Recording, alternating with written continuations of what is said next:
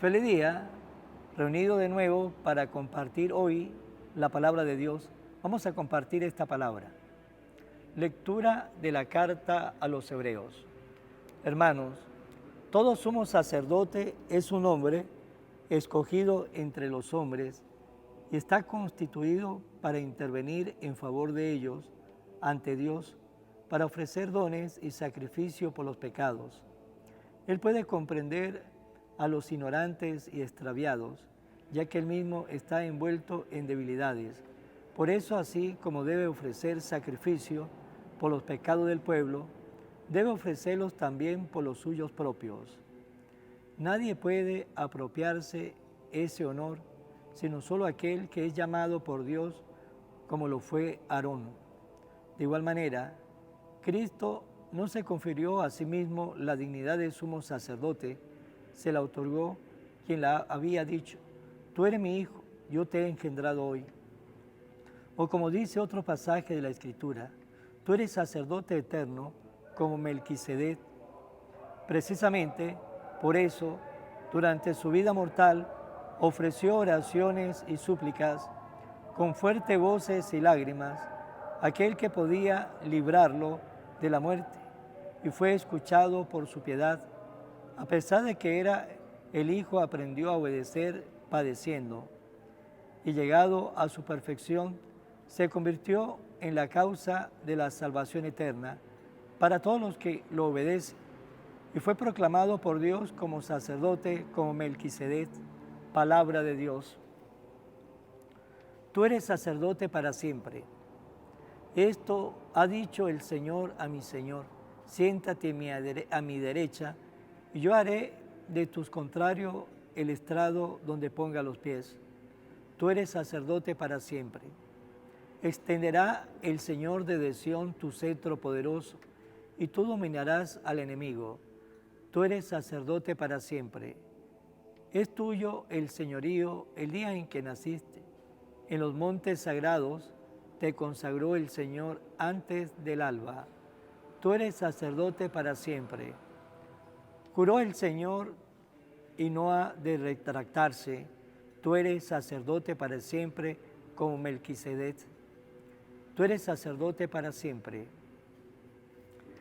Lectura del Santo Evangelio según San Marcos. En una ocasión en que los discípulos de Juan el Bautista y los fariseos ayunaban, algunos de ellos se acercaron a Jesús y le preguntaron: ¿por qué los discípulos de Juan y los discípulos de los fariseos ayunan y los tuyos no? Jesús le contestó: ¿cómo van a ayunar los invitados a una boda mientras el novio está con ellos? Y mientras está con ellos el novio, no pueden ayunar, pero llegará el día en que el novio les será quitado, y entonces sí ayunarán. Nadie le pone un parche de tela nueva a un vestido viejo, porque el remiendo encoge y rompe la tela vieja, y se hace peor la rotura. Nadie echa vino nuevo en odres viejos, porque el vino rompe los odres, se perdería el vino y se echaría a perder los odres. A vino nuevo, odres nuevos. Palabra del Señor. Gloria a ti, Señor Jesús. En el Evangelio de hoy nos va relatando que estaban los discípulos de Juan el Bautista, los fariseos, y ellos ayunaban, y nos relata que algunos de ellos se acercaron a Jesús y le preguntaron: ¿por qué los discípulos de Juan y los discípulos de los fariseos ayunan y los tuyos no? Esa pregunta que le hacen a Jesús cuando le dice: ¿por qué los discípulos de Juan y los discípulos de los fariseos ayunan y los tuyos no?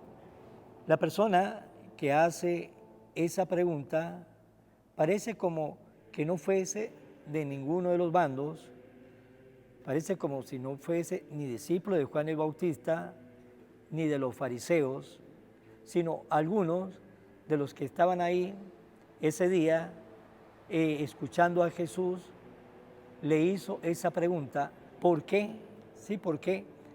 El que hizo esa pregunta, pues no se había comprometido con ninguno, no estaba comprometido ni con los fariseos, no estaba comprometido tampoco con Juan, tampoco estaba comprometido con Jesús, pues no estaba comprometido con nadie, pero sí quería saber, porque en la vida vamos a encontrar a muchas personas que no se quiere comprometer, pero eso sí, quiere estar metido en todo, haciendo preguntas, a veces para sembrar cizaña, otras veces de repente para saber, pero no para comprometerse.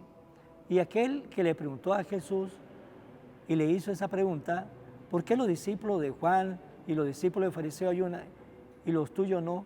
No estaba preguntando porque se quería comprometer, sino simplemente tenía esa curiosidad, porque también vamos a encontrar que muchas veces hay personas, o a veces también nosotros, que somos curiosos solamente para despertar, ¿sí?, la curiosidad, pero no es porque tengamos el deseo de ser un seguidor o tengamos el deseo de formar parte de ese grupo, pues aquel hombre posiblemente no tenía el deseo ni ser uno de los discípulos de Juan, que ya había muerto, uno de los seguidores de Juan, tampoco quería ser uno de los discípulos de los fariseos, pero tampoco quería ser uno de los seguidores de Jesús.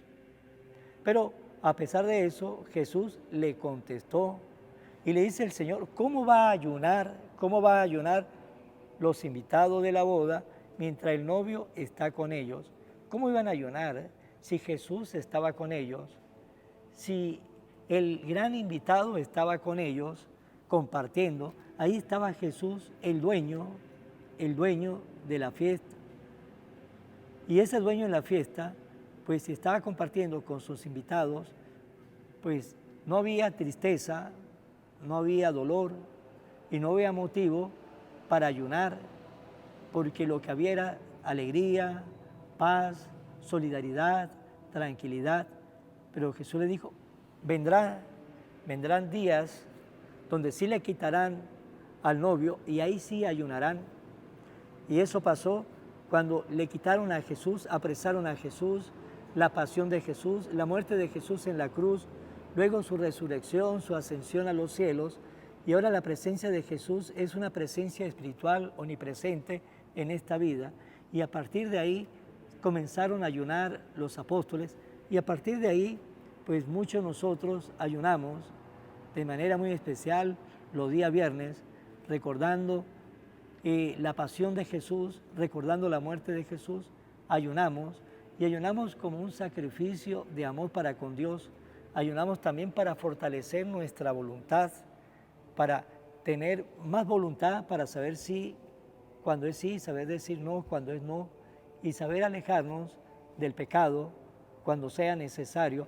Pero eso solamente lo vamos a hacer si fortalecemos nuestra voluntad, y la voluntad se fortalece con el ayuno y con la oración y también con la lectura de la palabra de Dios. Pues si el novio estaba con ellos, ¿cómo iban a ayunar? Imposible que ayunara, pero llegó el momento que se lo quitaron y ahí sí comenzaron el ayuno. Pues hermanos, también nosotros, si queremos fortalecer nuestra voluntad, tenemos que hacer sacrificio.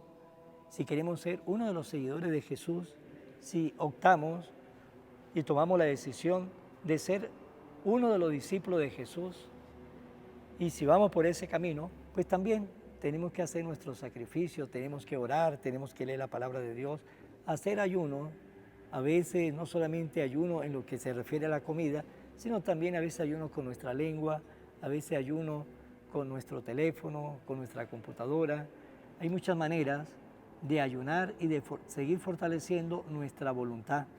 Pues bien, vamos a terminar esta reflexión en manos de María, como siempre lo hacemos. Oración a la Virgen María. Oh Virgen María, Madre de Jesús y Madre mía, como en Caná te das cuenta cada día lo que yo necesito. Ruega a Jesús por mí, cuídame siempre, no me deje nunca, no permitas que me aleje de Jesús, tu Hijo amado. Ayúdeme a corregir mis defectos que me alejan de Jesús y fomentar mis virtudes que me acercan a Él.